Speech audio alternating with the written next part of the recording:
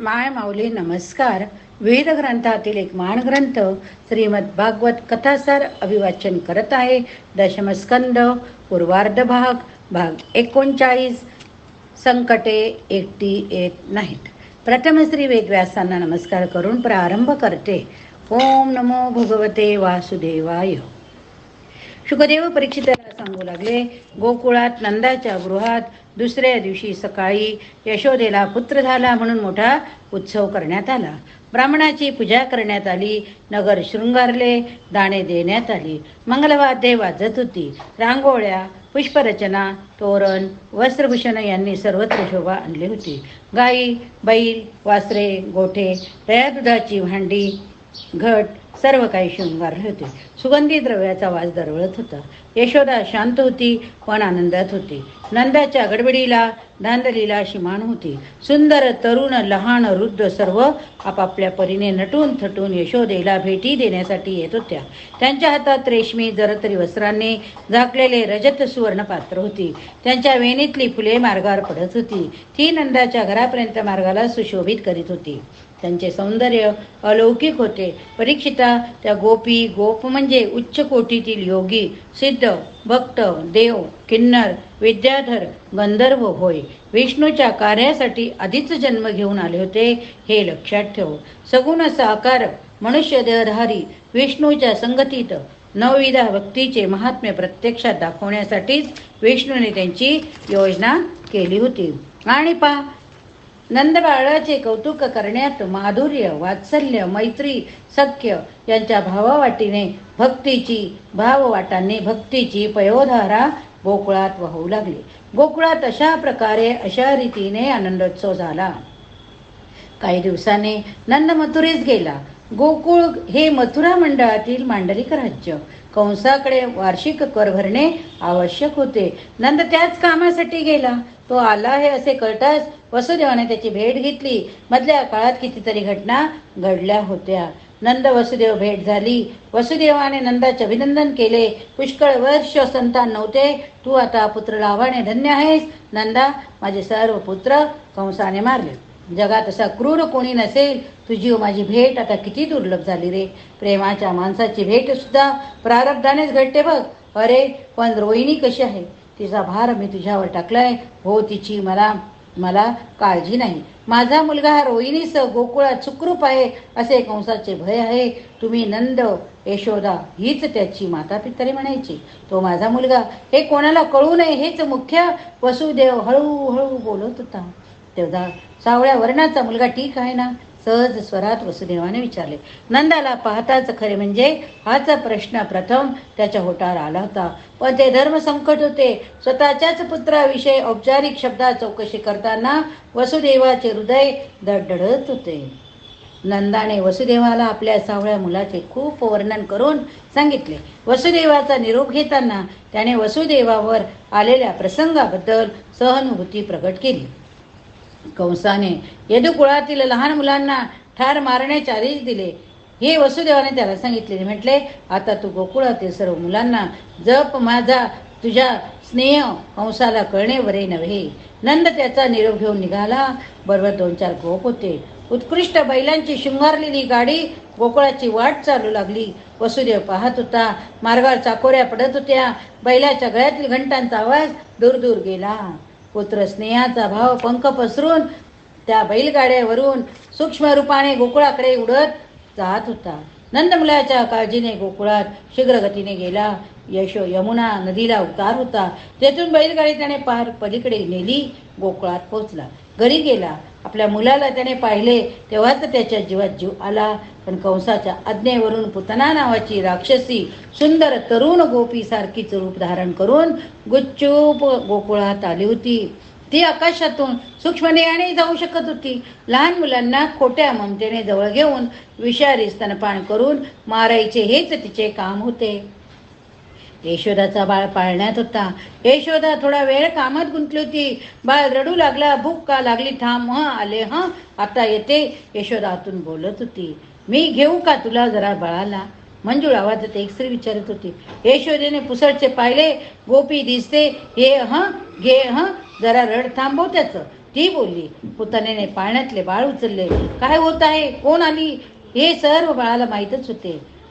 वैराचा अंत, पुतनेची मुक्ती, वात्सल्याचे नियमित करून विष्णूला स्तनपान करू पाहणाऱ्या राक्षसीचे कल्याण करायचा क्षण जवळ आला होता. पटकन बाळाला पदराखाली घेऊन ती पाळण्याजवळच बसली. स्तनात विष होते. काय होते? विष. मायावी पणाची सीमा झाली. बाळ स्तनपान करू लागला, रडायला थांबला. यशोदा बाहेर आली. पुतना हसली.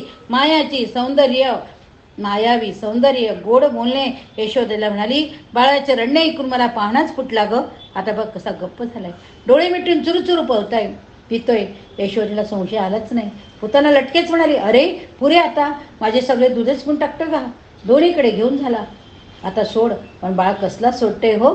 त्याने पुतणेचे सर्व जीवनच शोषण करायला प्रारंभ केला. ती ओरडू लागली. यशोदा पुढे झाली. पण पुतनेचं सुंदर सौंदर्य दिसेनासे होऊन तिने भली मोठी केस पिंजारलेली राक्षसी दिसू लागली. घाबरून यशोदा ओरडू लागली. तो सगळीकडून माणसे जमली. तोपर्यंत विष्णूने त्या पुतनेचे प्राण शोषून घेतले होते. ती निष्प्राण होऊन धाडकन उतानी पडली.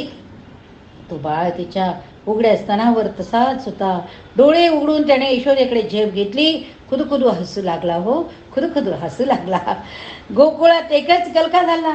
पुतनेच्या मरणसमयीच्या आरोळीने त्या लोकांच्या कांठळ्या बसल्याच होत्या. पुतनेचे प्रचंड शरीर पाहून सर्व भयभीत झाले.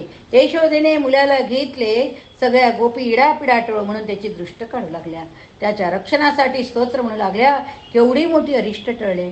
नंद इतर गोपांना हे कळले तेव्हा पुतनेची गती पाहून सर्व स्तिमित झाले. भगवान विष्णूची माया अतर्क्य आहे. गोकुळावर संकट आले आणि या बाळामुळे ते टळले असे सगळे म्हणत होते. पुतनेच्या देहाचे तुकडे कुऱ्हाडीने करावे लागले. गोकुळाबाहेर प्रयत्नपूर्वक तिचे देह खंड नेऊन गोपांनी दहन केले. पण त्या चितेचा धूर मात्र चंदन जाळल्यासारखा सुगंध येत होता. भगवंताला स्तन्य दिले. वात्सल्य भावाने त्याला जवळ घेतले. त्याच्या स्पर्शाने त्या राक्षसिनीचे सारे पाप नष्ट झाले. तिला परमगती मिळाली.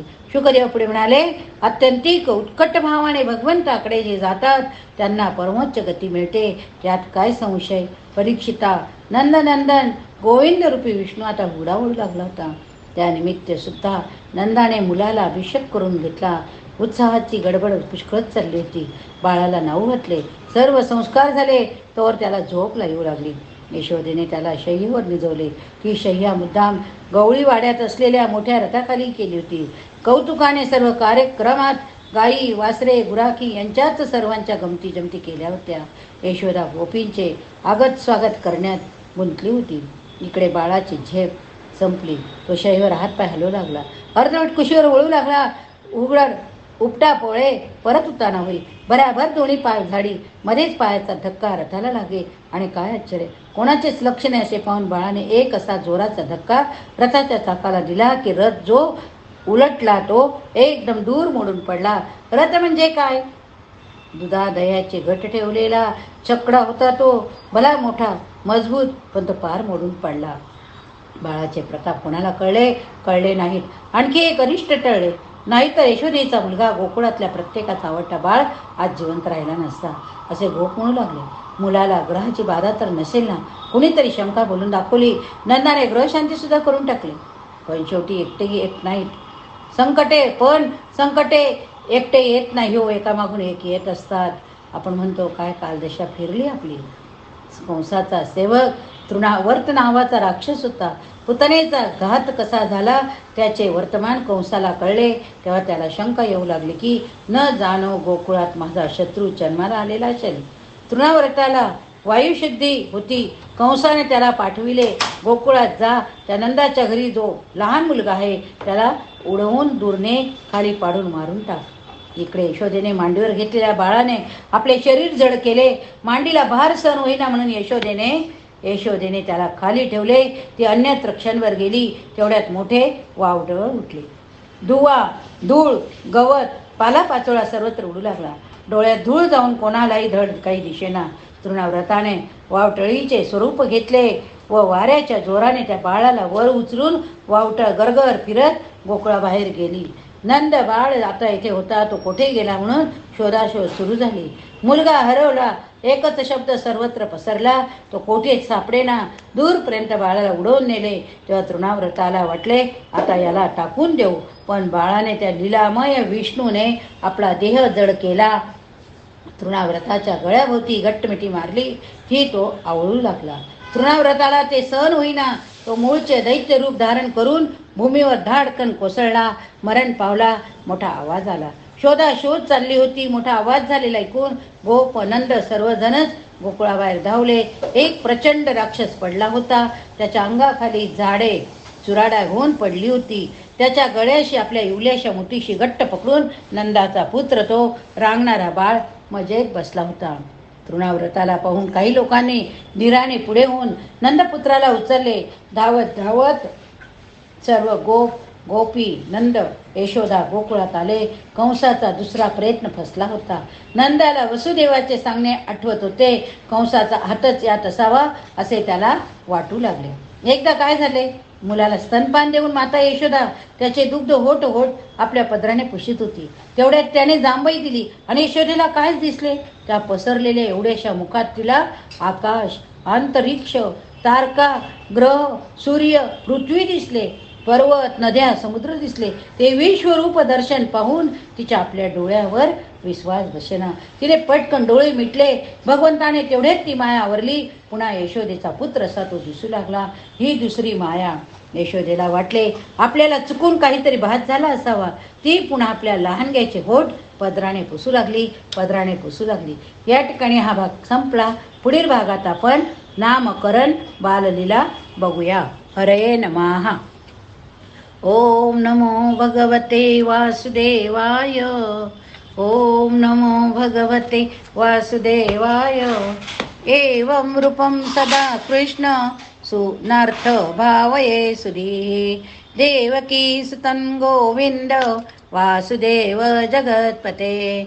हरि ओम तत्सत्. हरि ओम तत्सत्. श्रीकृष्णार्पणमस्तु. शुभं भवतु.